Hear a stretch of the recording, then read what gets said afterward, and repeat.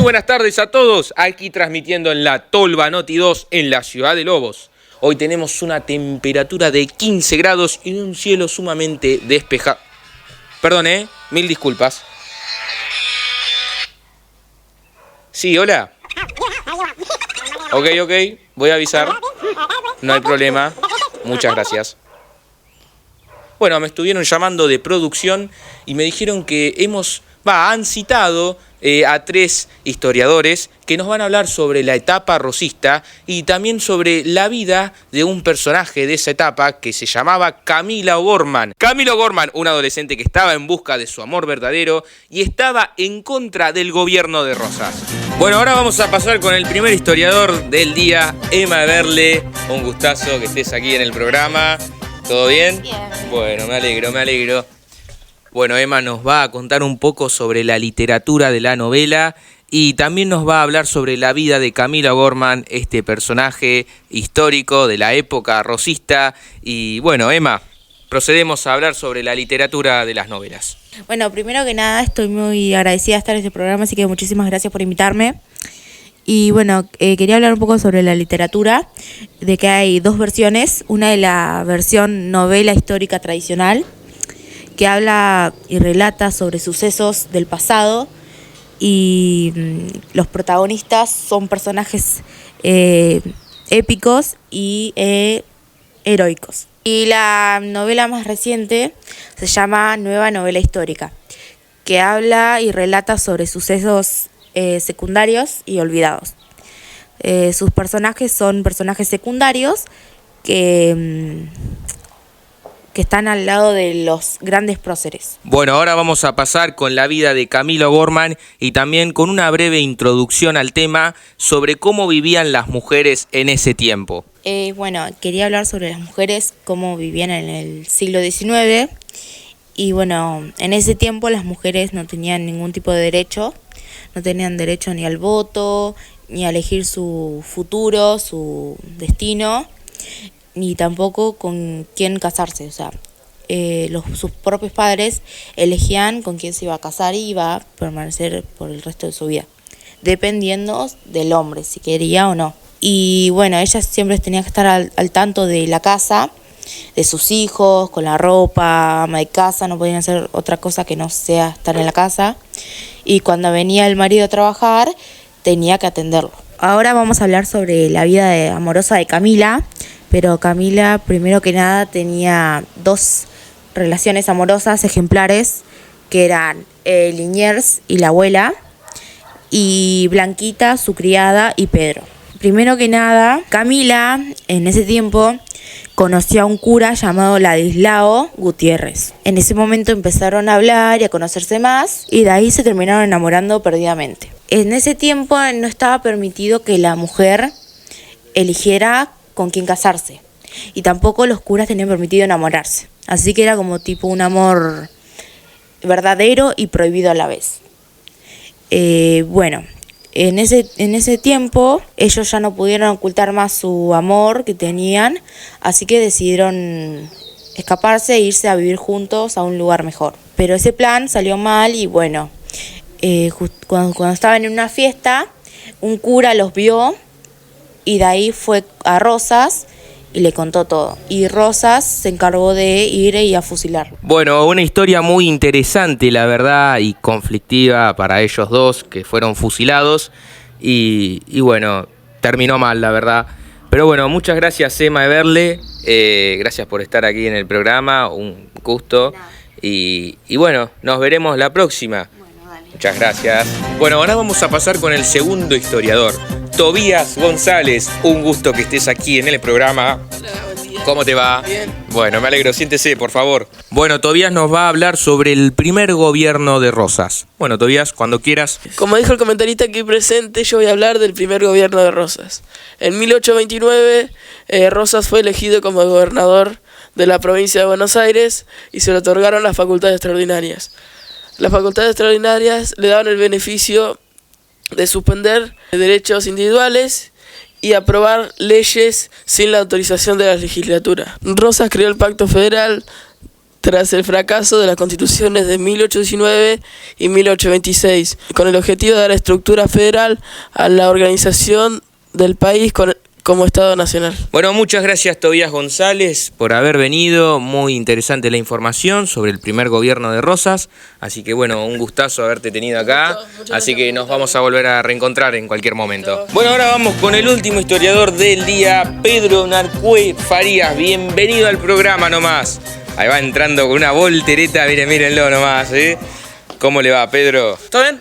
Todo bien, todo bien. ¿Usted? Siéntese, por favor, un gusto. Pedro nos va a hablar sobre el segundo gobierno de Rosas y de algunos acontecimientos importantes que pasaron sobre este gobierno. Pedro. El segundo gobierno de Rosas duró desde 1835 hasta 1852, en el cual se le volvieron a entregar las facultades extraordinarias y se le agregó la suma del poder público. Entre su primer mandato y su segundo mandato, Encarnación Ezcurra, su mujer, la cual estaba medianamente infiltrada en la política, creó la Mazorca, la cual era un grupo que defendía las ideas de Rosas ante sus opositores de manera un tanto agresiva, exterminando básicamente a cualquiera que opinara distinto a Rosas. Luego de recuperar su mandato, Rosas creó la divisa Punzó. ¿Qué era la divisa Punzó? La divisa Punzó era una marca roja que tenían que llevar las personas, las cuales opinaban de la misma manera que Rosas, en su ropa, la cual los ayudaba a identificar a los opositores y a los que estaban a favor de Rosas. Otra de las tantas creaciones de Encarnación Ezcurra fueron los apostólicos. ¿Qué eran los apostólicos? Eran como lo contrario a los cismáticos. Los cismáticos eran un grupo de unitarios, los cuales estaban en contra de los ideales de Rosas, de su forma de mandato, etc. Entonces Encarnación, para terminar este problemita, creó un grupo, básicamente, llamado los apostólicos. En el mismo año en el cual Rosas volvió a su cargo político, se sancionó la ley de aduanas. ¿Qué hacía la ley de aduanas?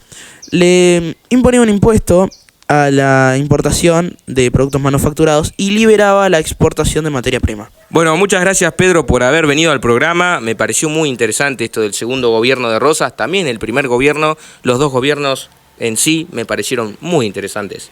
Así que yo voy a comentar una anécdota. Y bueno, yo hace unos meses atrás viajé a San Miguel del Monte a visitar el rancho y el museo de Rosas. Me pareció muy interesante porque el rancho en 1817 fue construido en la estancia de las Cerrillas. Y bueno, en 1897... Me corrijo, fue construido en la estancia Los Cerrillos. Y en 1987 ese rancho fue trasladado ahí mismo en San Miguel del Monte como donación de la familia Bemberg. Bueno, en este rancho y museo se encuentran objetos de esa época rosista y la verdad que hay objetos muy interesantes, hay cosas muy interesantes de esa época que pueden pasar e ir a ver ahí a San Miguel del Monte. Y bueno, hay de todo, tenés como la divisa Punzó, tenés... varias cosas como también por ejemplo los sables que usó Rosas, hay vestimentas de las mujeres de la época de Rosas y bueno, entre otras cosas más. Así que bueno, muchas gracias Pedro por haber venido, ahora sí te despido, espero que te haya gustado la anécdota. Un gusto, ¿no? Muchas gracias, che. Espero que nos encontremos próximamente. Bueno, y con todo esto damos por finalizado la Tolva Noti. Espero que les haya gustado y gracias por estar ahí detrás de la pantalla. Un agradecimiento grande para Emma Everle, para Tobías González y Pedro Narcue, que ha quedado aquí en el programa y va a pasar a saludar. Ahí va con su patada voladora.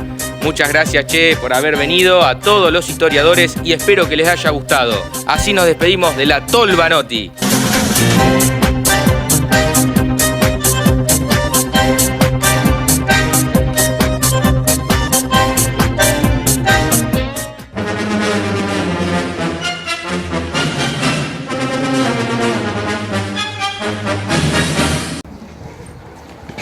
Muy buenas tardes, no fue.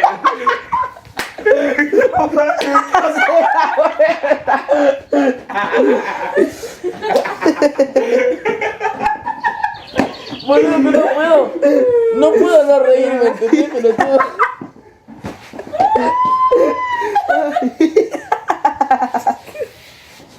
¡Ay, me veo! Aquí transmitiendo desde la Tolva Noti 2, hoy 31 de octubre. ¡Los muchos, Choronga! ¡Cállate!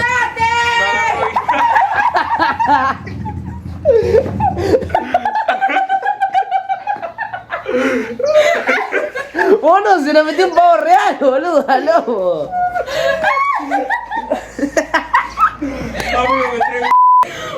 Dale. Este negro villano no se calla. Dios, anda a lavarte. Bueno, dale. Tenemos un pavo real en la sala. ¿Y vos cómo voy a hacer, gaforro?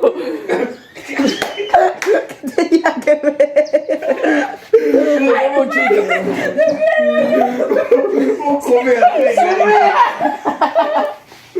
Yo ya me hice encima.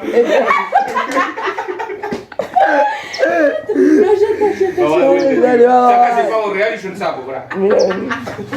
Andamos con todo, contando el auto, con eso me llevo. Vaya papeles, hijo de No. Bueno, ahora vamos con el último historiador del día, Pedro Narpuey Farías. Bienvenido al programa nomás. Ahí va entrando con una voltereta, mírenlo nomás, ¿Cómo le va, Pedro? ¿Todo bien? ¿Todo bien? ¿Todo bien? ¿Sí? Siéntese, por favor, un gusto. No. En diciembre hasta 1852, en el cual se le volvieron a entregar las facultades extraordinarias y se le sumó la suma del poder público, básicamente. Por eso no se olvidó. Sí, dale.